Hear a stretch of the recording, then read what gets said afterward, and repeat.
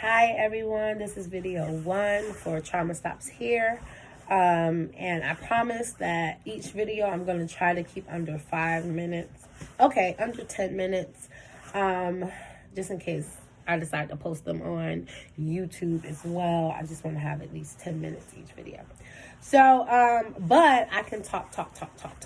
And I am a special ed teacher, so I definitely have to work.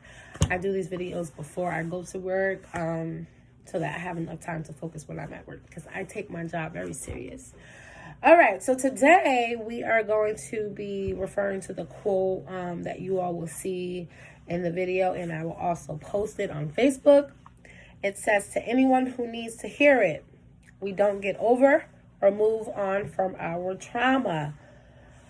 We are forced to make space for it. We carry it, we learn to live with it, and sometimes we thrive in spite of it." Okay, what does that all mean? Okay, so as human beings, we all have experiences. Some we don't even identify as being traumatic experiences, right? So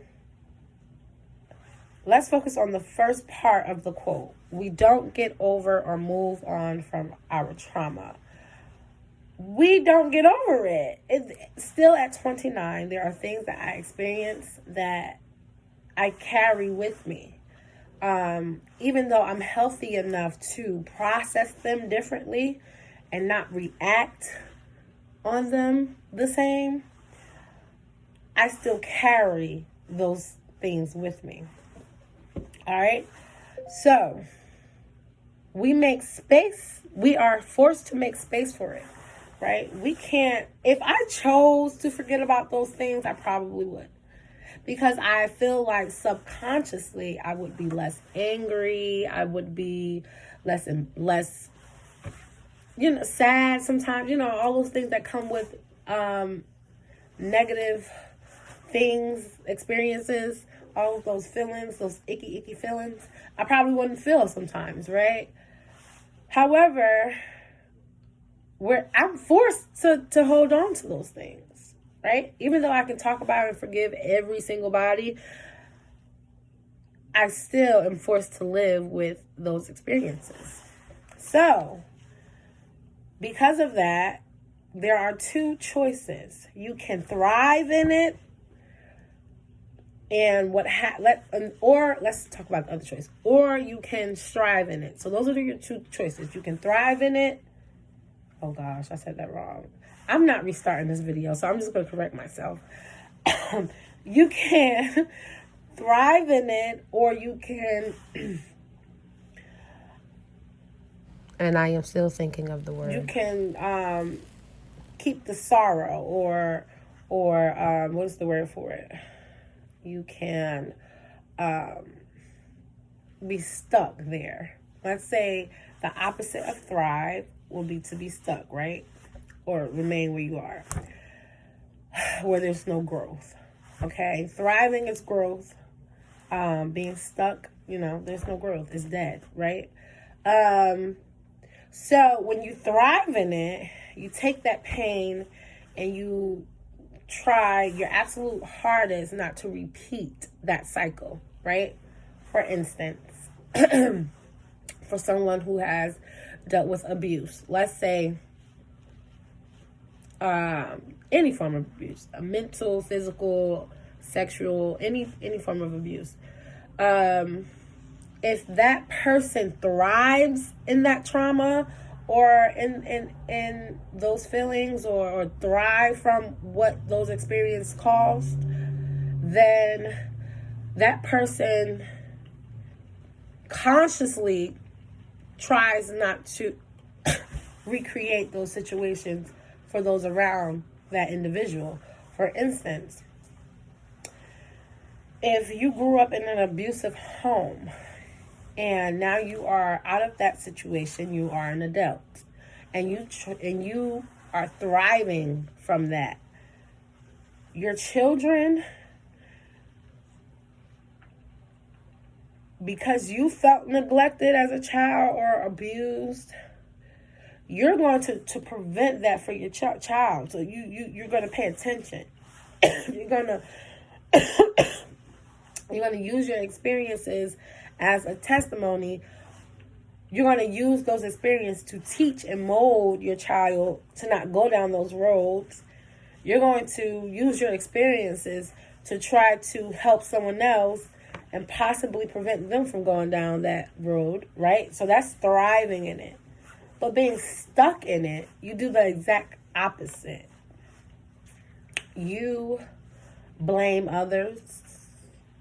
You are constantly in sorrow. You are stuck in the traumas that happen to you that you're not noticing that subconsciously, that's that word again, you're creating those patterns and those situations for those around you. Unfortunately, that happens to be your children, right? So while you carry that hurt, you're so focused on that hurt and you're trying to fill your needs in other ways, negative ways, that you're missing those opportunities to teach your child not to go through what you experienced. And in essence, unfortunately, we also teach our children that your feelings are not important. What's going on in your life isn't important. I say it is because I make sure you have everything you need, right? Your other needs. But what about the emotional need?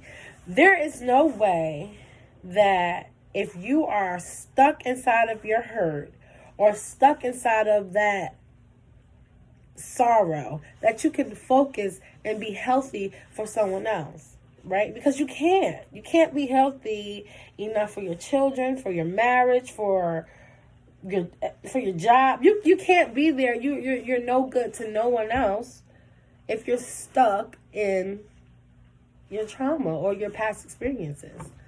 So you can thrive in spite of it, though, right? You can just say, okay, I'm putting on my big girl boots or my handyman boots or whatever, and I'm going to make sure consciously I'm paying attention to my offspring, so now they know what the proper love feels like. Because when you think about parenthood, or I think about the word mother, instantly sacrifices come to my mind, right? Sacrifices. But the sacrifices that we choose to make are not necessarily what's best for our children. Maybe temporarily it may fill a need, daddy's there, so now you need now. I'm thinking as a mom, that need is met. However, what about emotionally? I'm even though I'm sacrificing having your dad there and I'm very, very miserable, I'm thinking that's the right choice for you because I have not thrived from my trauma. I'm still stuck there. Because what's best for you is what's best for your child. Right? What's best for you is what's best for your child. So if keeping someone around, for instance, this is just a situation that just came to my head. Keeping someone around is your sacrifice. As a mother, you're sad because you really don't want them there. So you feel all this sorrow that you felt when you were being traumatized. And now subconsciously we're recreating that situation for our child. So I'm getting ready to wrap this first video up. I just want to encourage you all, use the experiences that you may have went through and thrive in them. Have that attitude. You know what? I'm not going to feel this abandonment no more. And my children aren't either. So I'm going to pay attention to what they say. Pay attention to who's on their phones. My kids don't have a phone. And I'm not saying that you're a bad parent if if your children have phones, but what I'm saying is the kids have too much access to the internet, and that is how things are happening. The internet is responsible for 75% of bullying or higher. You know, my statistics might be out of date now. I graduated a year ago. So, but a large percent of bullying happened from online. Sexual predators online. How does your child even have access to talk to them, someone outside of your house? Yeah. Let's just get rid of cell phones. Because it's too much on that. And not even just cell phones, internet access. My kids, if they play Mario on the internet, they don't have access to speak to anybody, see anybody, talk to anybody. All they can do is make sure the Wi-Fi is working so their little jumping man can do extra stuff, whatever. But you will not be communicating. Oh no. Those cell phones. Watch those cell phones. All right, no, internet access.